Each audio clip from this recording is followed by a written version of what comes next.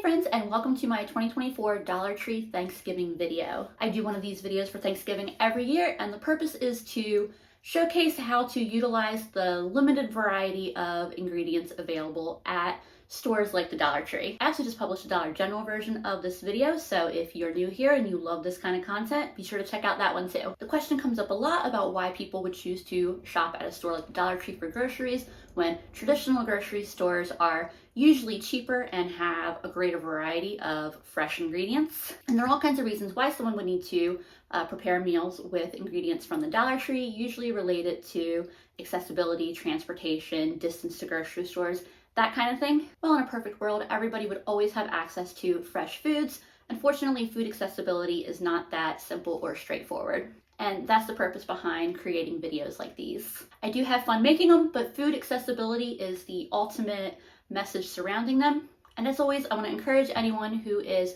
struggling with food insecurity to don't be hesitant to take advantage of any and all resources around you, whether that's food pantries, churches, or government assistance. Do what you gotta do. Everybody deserves to eat, and struggling is never a moral failing.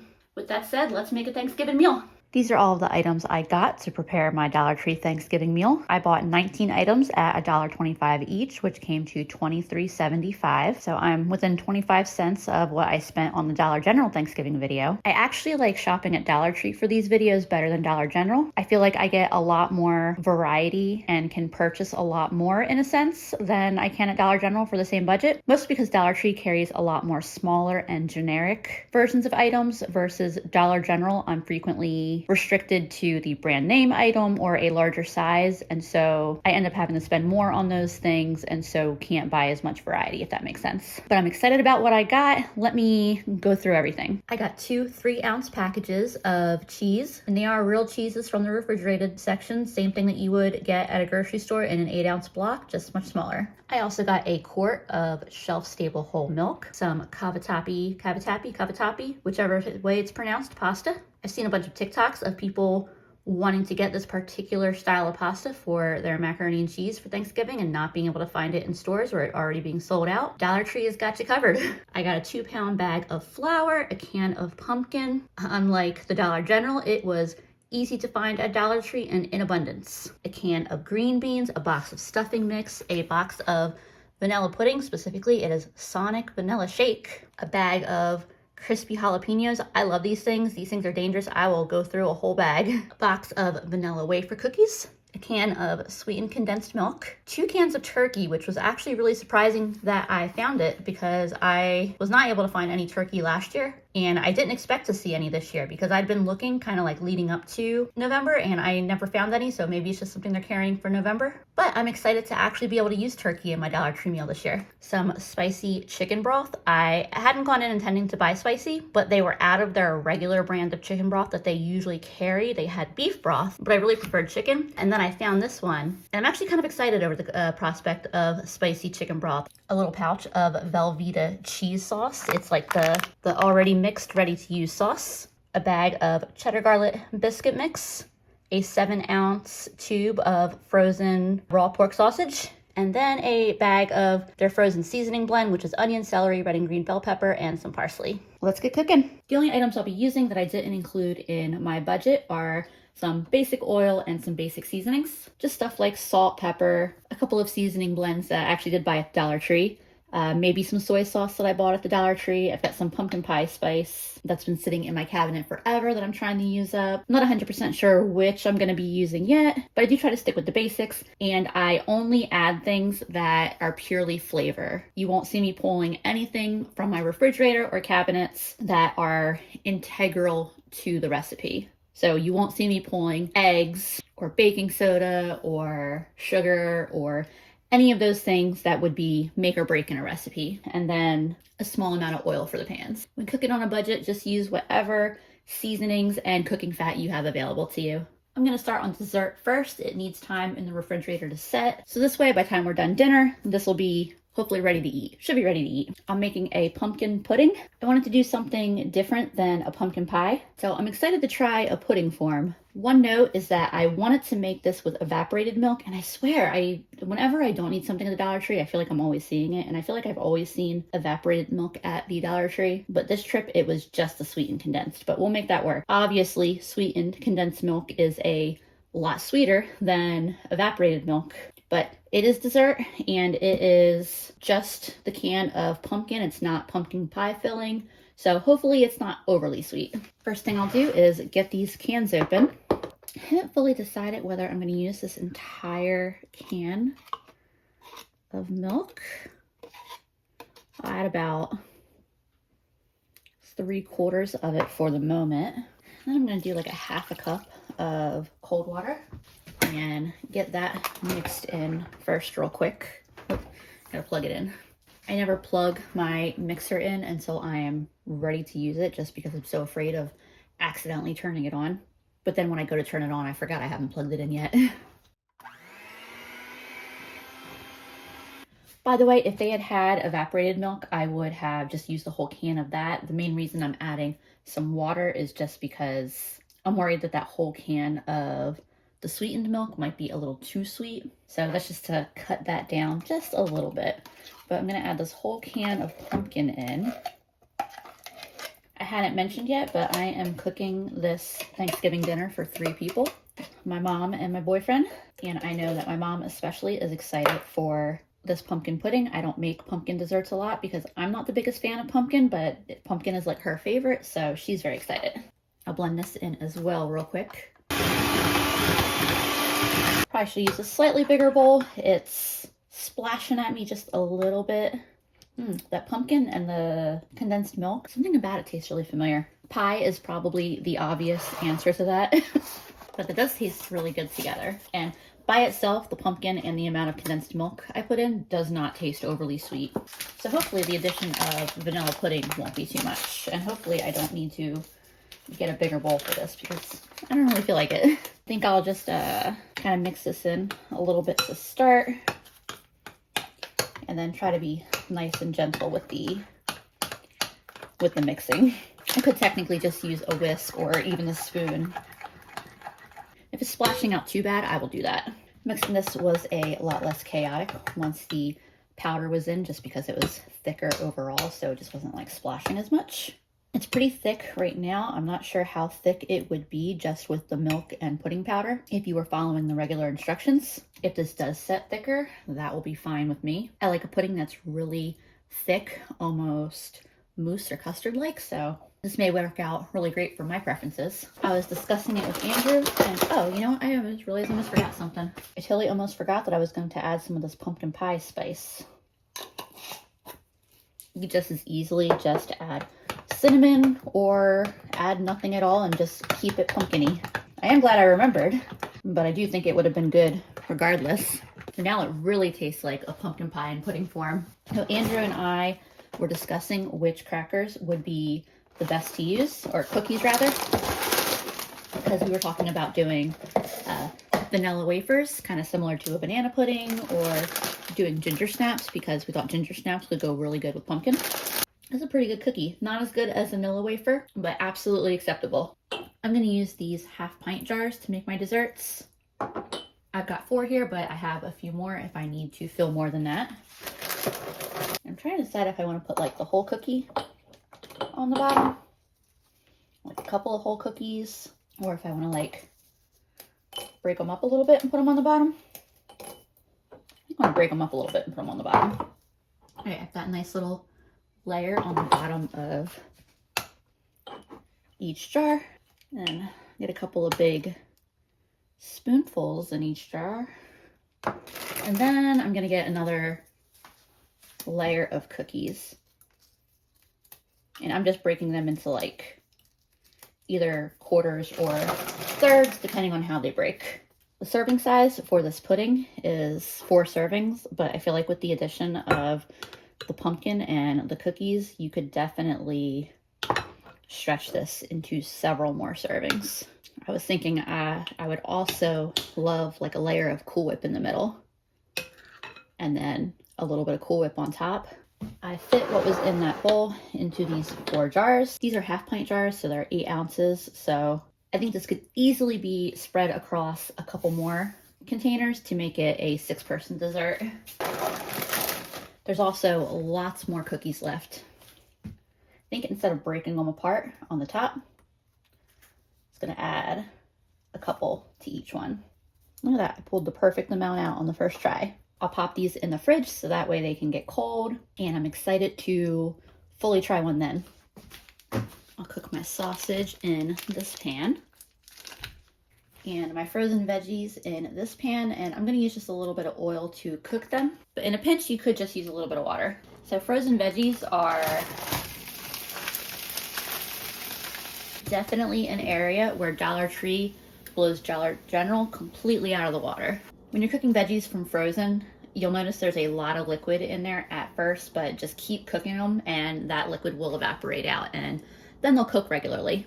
And the frozen sausage is a pretty good value as well. It's 7 ounces for $1.25. Obviously it was an even better value when it was 7 ounces for $1 before they raised the prices. But where I'm at, you're typically paying at least $2.50 for 16 ounces of ground sausage. So the price per ounce of this sausage really isn't that bad. It's been a couple minutes and my sausage is almost done cooking. My veggies are also coming along nicely. While those finish up, I'm gonna have my cheese ready. I'm just gonna cut these into pieces instead of like trying to grate it or anything. They've been sitting out on the counter, so they're pretty soft and would be kind of a pain to grate. If I really wanted to grate the cheese, I could have tossed it in the freezer and that would have made it a lot easier. But honestly, there's no reason why it shouldn't melt just fine into the dishes that I'm putting it in. As someone who typically always snacks on any cheese that I cut, it is very challenging to save all of these cheeses, all these little cheese chunks for the dishes that they're intended for. My sausage is fully cooked and I'm just trying to get about a tablespoon or so of the fat to set aside. And then I'm also going to remove the sausage from the pan. I've got my sausage set to the side. There's probably about a tablespoon and a half of fat left in the pan. My veggies are about done. I'm actually cooking 2 dishes at once here. And I'm going to put about 1/4 to 1/3 of the veggies in this pan. And then about half the sausage into that one.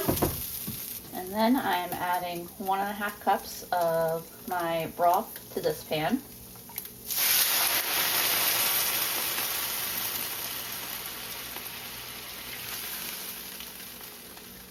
If I had butter as an ingredient, I'd be adding that as well, but it'll be all right to omit it.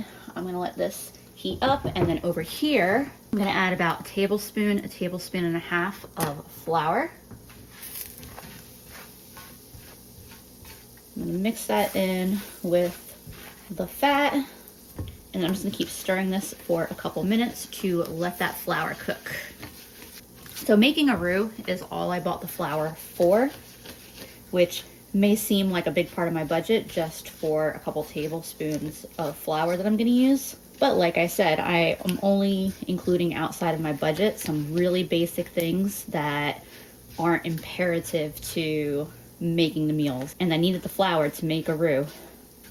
But if you already had flour, as many people already do in their pantry, that would be $1.25 saved that could go for something else. And I definitely had all kinds of ideas about other dishes to make. Mashed potatoes, gravy, something with the cans of Bruce's yams that they have there. My flour smells nice and toasty, so I'm adding a cup of my broth.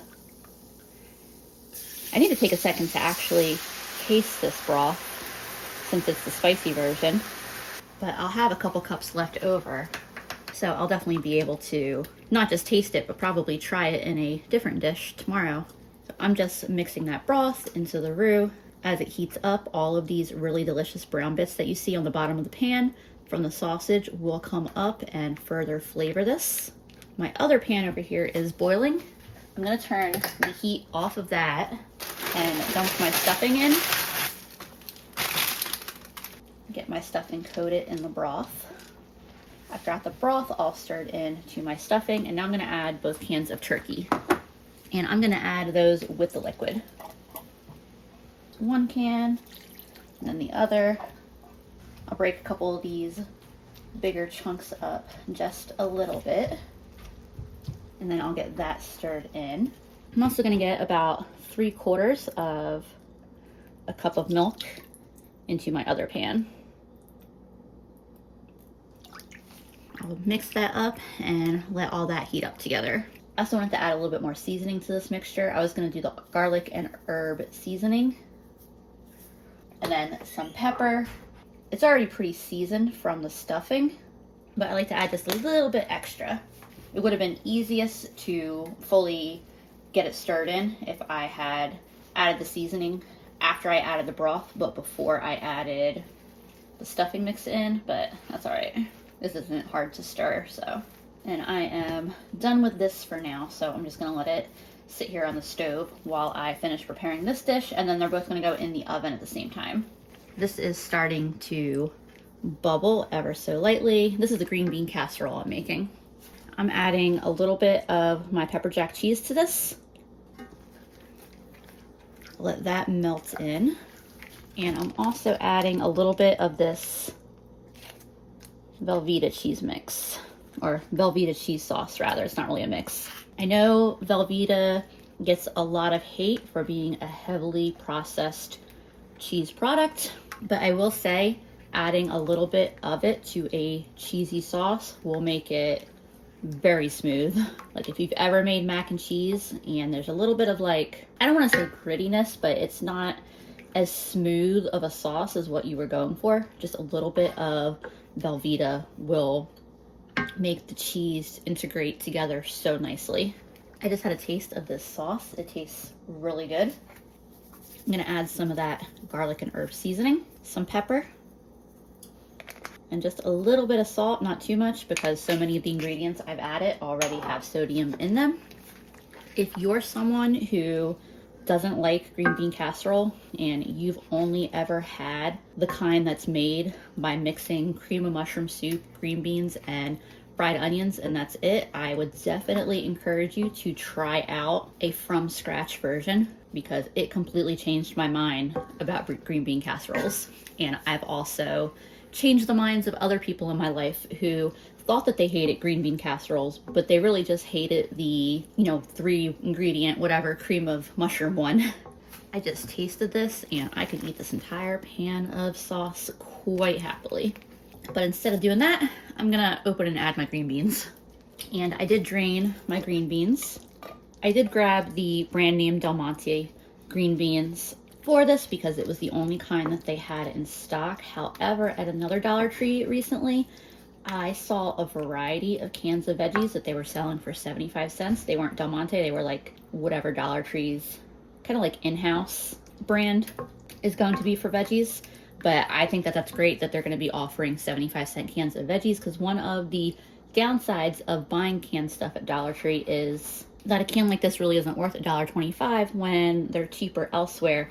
And even Dollar General, I was buying cans of a couple of the veggies for like 70 cents, other ones for $1.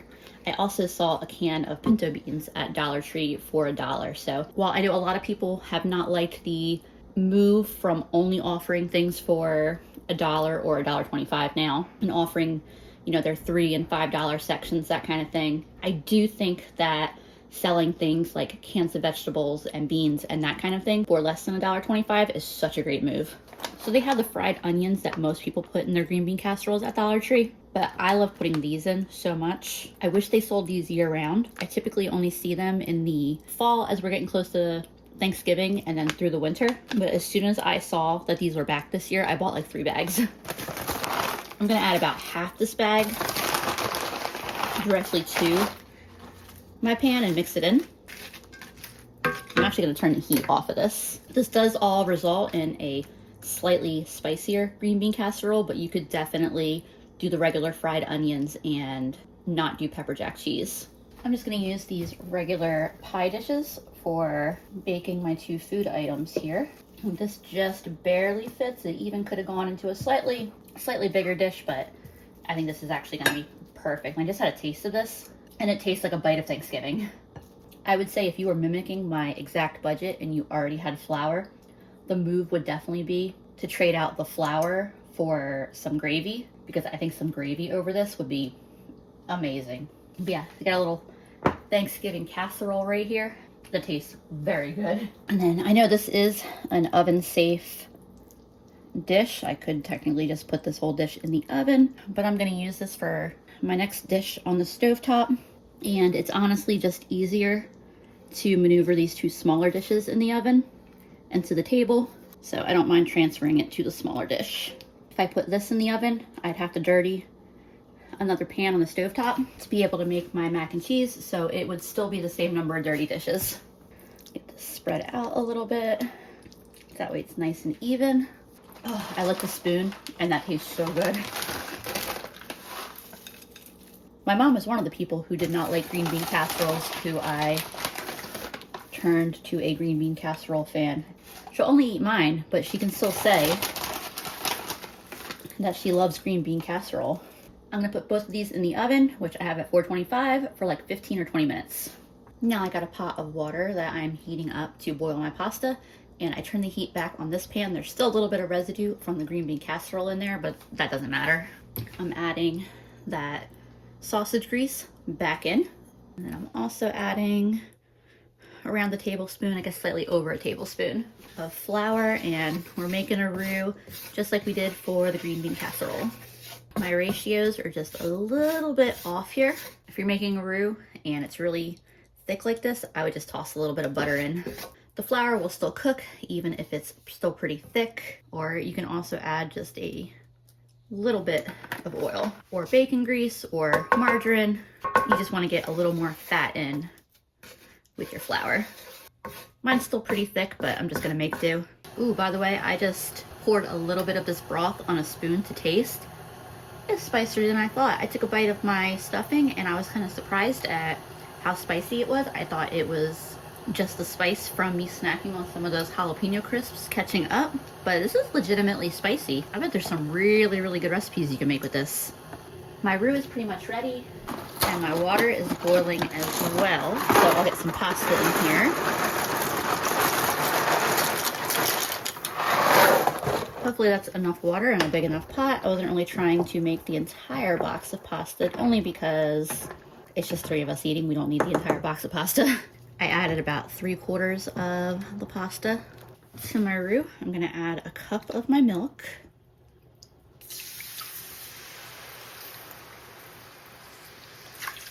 And I'll stir that in. You could also use a whisk. That would work really well. It doesn't have like an extra flavor to it. I told you that's spicy. What? Yeah, Andrew just tried the spoonful of the spicy broth, and yeah, he definitely, I told him it was spicy. I thought it was white person spicy. Right? Like it is. It says it's medium. What's hot? I know. Do they make a hot? Probably not. I mean, like, it's not crazy spicy, but it's surprisingly spicy. What does it have in it? Alright, you can see this is thick, and it's just where it's starting to bubble. I'm going to add my cheese in. Yeah, it just says chili pepper extract. So I'm adding all the rest of the Velveeta, and then here is all the rest of my cheese to go in there as well. I'll give that a couple minutes to melt, but as it's doing that, I'll get a little pepper in there, a little of that garlic and herb seasoning, and then you may have been wondering why I was considering soy sauce. I like to add a little splash of either soy sauce or Worcestershire to my mac and cheese. It's not necessary, but it gives it a nice little, yeah, like it adds a little bit of depth of flavor to it. So if it feels a little bit too one note to you, that can help. I've heard mustard powder is also a really nice addition, but I don't have any. See, this is just about all melted together, and it's a nice thick creamy sauce. My pasta's just about done, and the timer for my oven just went off, so I'm gonna pull my dishes out and drop the heat down to 400. Oh, the green bean casserole. And the stuffing, which is nice and browned on top. Let me give you a closer shot of these dishes real quick.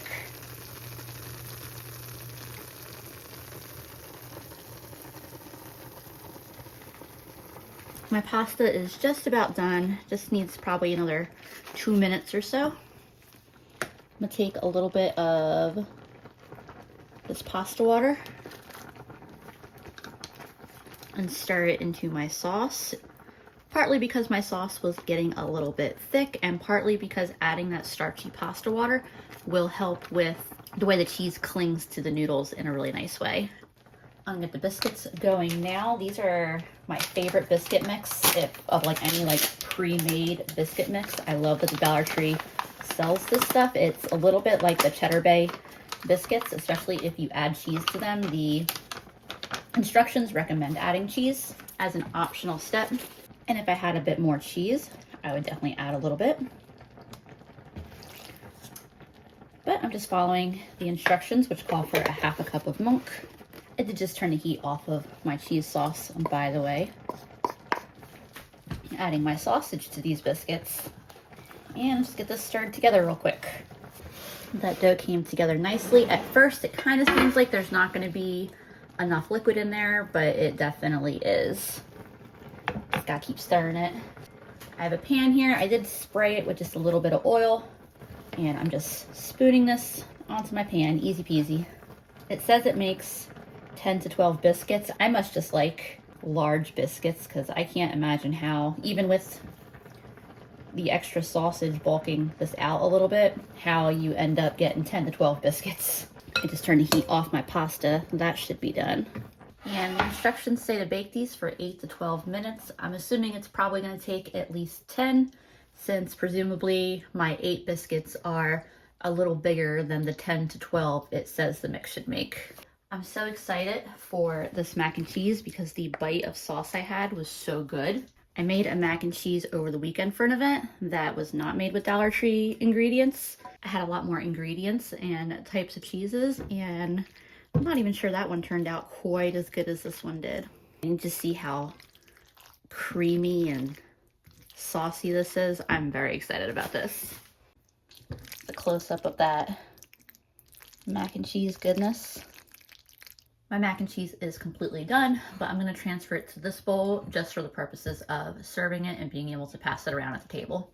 There we go. And I've just got a few minutes left on my rolls, on my biscuits, and that's all I have left to prepare for this meal. So I'm gonna use those few minutes to start setting the table. And here is the final table. I mentioned in my Dollar General video a couple of days ago that we were doing a coffee table dinner because I'm gonna be hosting a pretty large Friendsgiving get-together this upcoming weekend, actually. And so my dining room table is covered with stuff I'll be using for that. Tablecloths, plates, silverware, pans, decor, all the good stuff. Food. But this is nice and comfy and cozy and definitely beats TV trays. All right, dig in. Yay! Okay. So that might end up being a little bit spicy because the broth. The broth, I didn't realize the broth was quite as spicy as it was. So this is the turkey mixed in with the stuffing. Yes, and a little bit of sausage too and some veggies. Mm-hmm. These are some of the best noodles too from mac and cheese. This mac and cheese is really good. I know, I was tasting it. Shot on my plate here real quick. That is one good looking plate. I was worried that the turkey and stuffing would be extra spicy because that broth was spicier than I thought, and when I took a bite of it before it baked in the oven, it was pretty spicy. It's got a little bit to it, but it's not overpowering. This is really good. Not as much as before it was in the oven, so. Coming from somebody who is normally not a turkey person. That is really good. So I really love the corn casserole I made and the cranberry cake in the Dollar General video, but hands down, I like this dinner better. Yeah. I love my green bean casserole. Mm-hmm. And the stuffing and turkey mix turned out, I mean, it turned out, I thought it was going to be good, but it turned out even better than I expected. I'll admit, I didn't have high hopes for it. But then I'm not a turkey person. It's really good though. Yeah, I've eaten almost the whole thing. All right, we're going to finish our meal and I'll get back with y'all to let you know how that dessert is. Let's investigate this dessert situation. Definitely looks like it got nice and thick. To me, that tastes like pumpkin pie, but like... Light. Like, Well, I mean, like, not as thick. as Right. the filling of pumpkin pie is. I do think that it needs whipped cream. So I didn't see Cool Whip at the Dollar Tree, but definitely the Dollar Tree does sell Cool Whip sometimes. That would be the perfect addition. Are you already halfway done? Maybe. Yeah, I really like this as much as I like something that's pumpkin. So yeah, I think this is 100% a dessert worth making. I really like it, but I would definitely add Cool Whip or whipped cream to it. I think that's what it's missing. So just so that way we could give you a fully accurate review, we did have some whipped cream in the fridge. And yeah, it is perfection with a little bit of whipped cream. If I seem tired compared to earlier, it's because I am, but don't worry, it is the happy tired of having a really good meal and then getting sleepy afterwards. That might be my favorite Thanksgiving Dollar Tree meal I've done. Everything about that was so good. The whole thing came together relatively quickly. It was easy to put together and everything just tasted so good. We're mostly cleaned up, we've got the leftovers put away, and we're excited to have that meal again for lunch tomorrow because that's one of the best parts about Thanksgiving is the leftovers. If you enjoy this kind of content, I am linking a playlist of all of my Thanksgiving budget videos. And I do budget food content year round, not all of it centered around stores like the Dollar Tree or Dollar General, a lot of it just my regular grocery budget, which I'd say I keep pretty dang low cost. Thank y'all so much for joining me. If you're getting ready to celebrate Thanksgiving, I hope you have a wonderful holiday full of family, friends, and really delicious food. I'll see y'all again soon.